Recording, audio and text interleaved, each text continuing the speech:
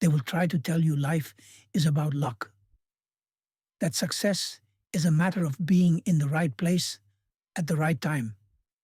They will say the world belongs to the gifted, the connected, the chosen few. But history writes a different story. It is carved into the lives of ordinary men and women who took control of one thing, and through it controlled everything: their mind. Your mind is the greatest battlefield you will ever face. It is the only territory no one can invade without your permission. Yet most people live like squatters in their own head, letting doubt take up residence, letting fear redecorate the walls, letting laziness lock the doors. They wonder why nothing changes. They wonder why opportunity knocks for others, but not for them. The truth is, opportunity is always knocking, but it's whispering at a frequency only the disciplined mind can hear. Thomas Edison wasn't the smartest boy in school. In fact, his teachers thought he was addled. Henry Ford wasn't born into wealth. In fact, he failed multiple times before building the Ford Motor Company. Walt Disney was fired from a newspaper for lacking imagination. Each of them learned the same law. The moment you control your thoughts, you begin to control your results. The mind is the architect. The world is just the construction site. But control does not come easily. Your thoughts are like wild horses, beautiful, powerful, and dangerous. Left unchecked, they will run you straight off a cliff. To master them, you must first learn to watch them. Notice what you think when you wake up. Notice the words you say to yourself when things go wrong. Because those words are seeds, and they will grow into forests or weeds depending on which ones you water. Napoleon Hill once said, "You are the master of your fate, the captain of your soul." But what most miss is the first step to captaining your soul is mastering the compass of your thoughts. A drifting mind will never steer a steady ship. If your thoughts are scattered, your actions will be scattered. If your mind is cluttered with noise, you will miss the signal. That is why discipline is not punishment. It is the highest form of self-respect. Discipline is waking up before the excuses do. It is saying no to distractions that feed your ego, but starve your purpose. It is trading the rush of comfort for the slow burn of progress. When you master discipline, you stop being a passenger in your life. You take the wheel. You stop being dragged by emotion and start being led by intention. And intention is everything.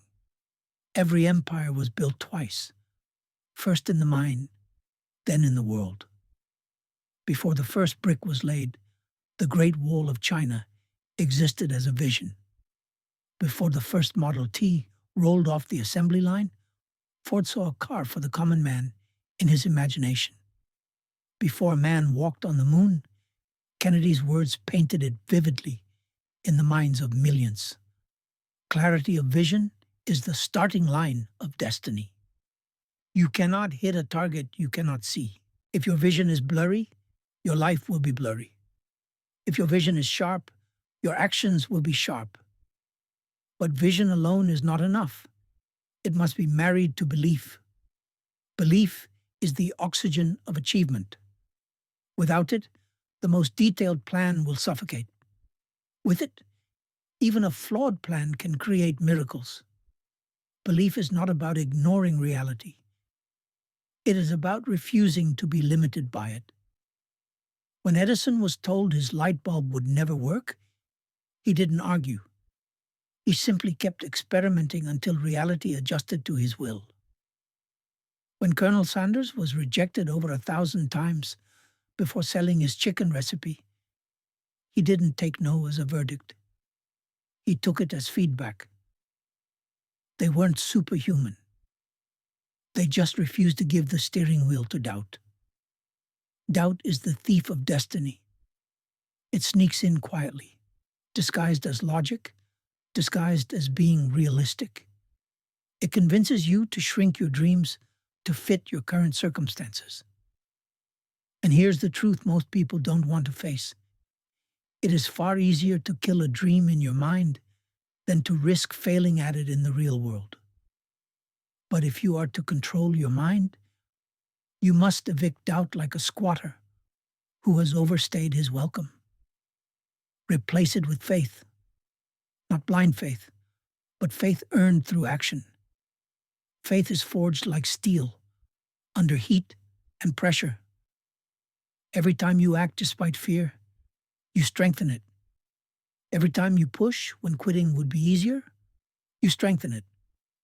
Until one day, you find that what used to terrify you is now just a warm-up.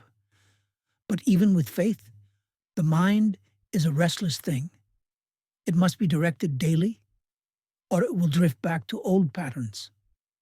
This is where purpose enters the equation. Purpose is the gravitational force that keeps your mind in orbit around what matters. Without it, you will spend your life chasing things that leave you empty.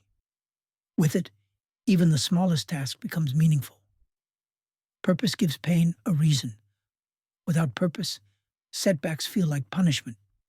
With purpose, they feel like preparation. Look at Abraham Lincoln.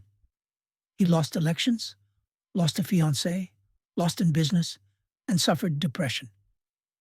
Yet his purpose, to preserve a nation, pulled him through every storm. Your purpose does not need to be grand in the eyes of the world, but it must be grand in the eyes of your soul. Once purpose is clear, the mind aligns. It stops asking, "Why me?" and starts asking, "How can I?" It stops flinching at challenges and starts leaning into them. And this is where true control begins. When your thoughts serve your mission instead of sabotaging it.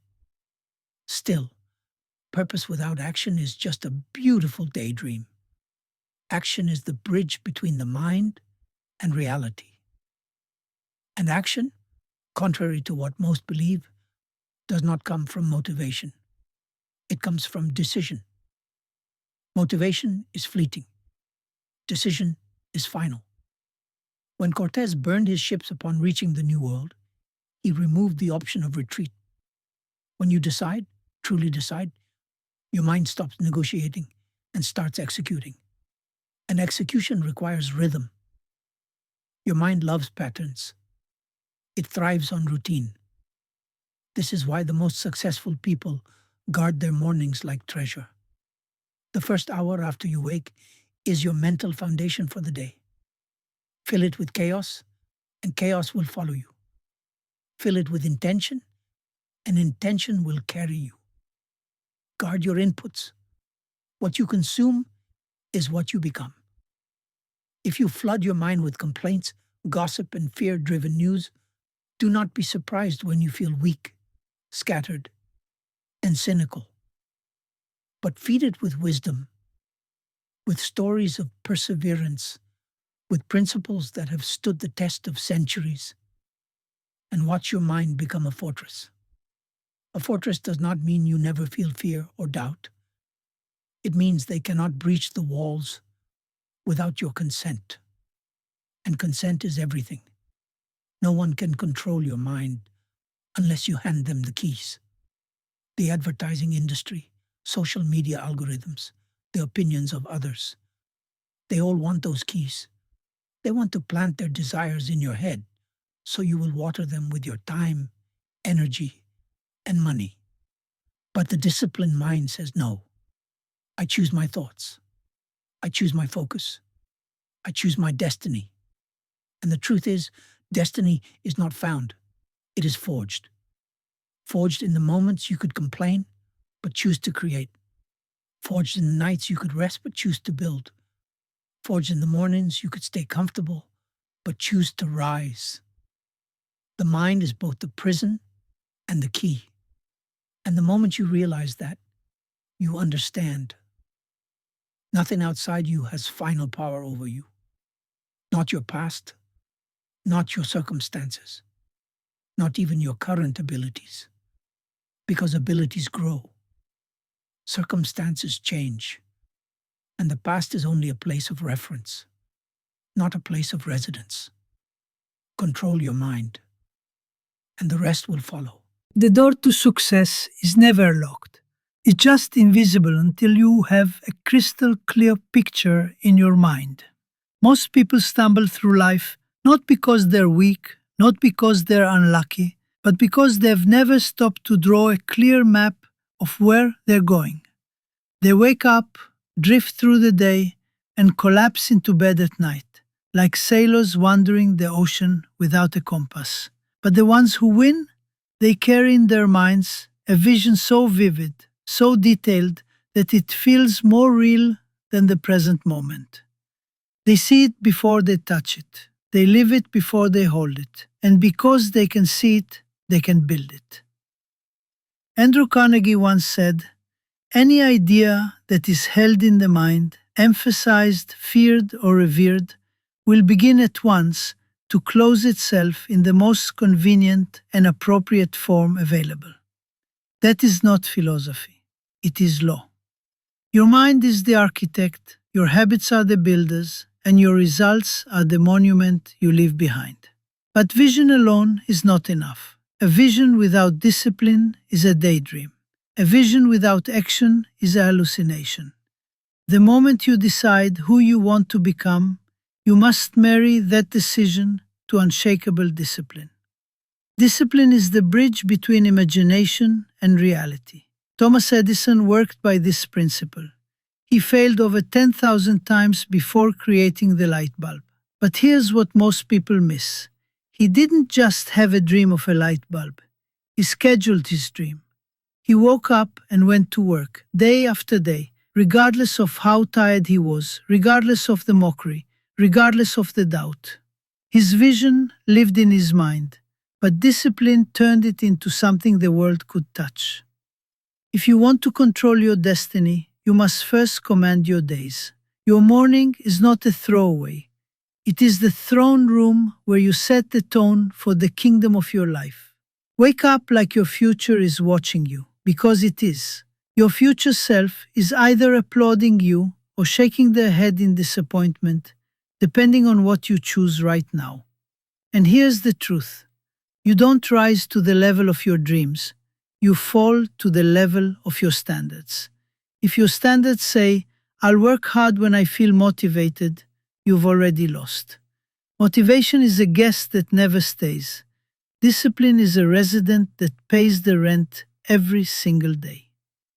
Walt Disney once stood in an empty field and told his team, "Here will be the happiest place on earth." There was nothing there, just dirt, sky, and an audacious man pointing at nothing. But he wasn't pointing at nothing. He was pointing at the image in his mind. That image became Disneyland. What about you? What's your empty field? What's the vision in your mind that others can't see yet? You must guard it. Protect it from the cynics who will try to shrink it. Protect it from your own doubts,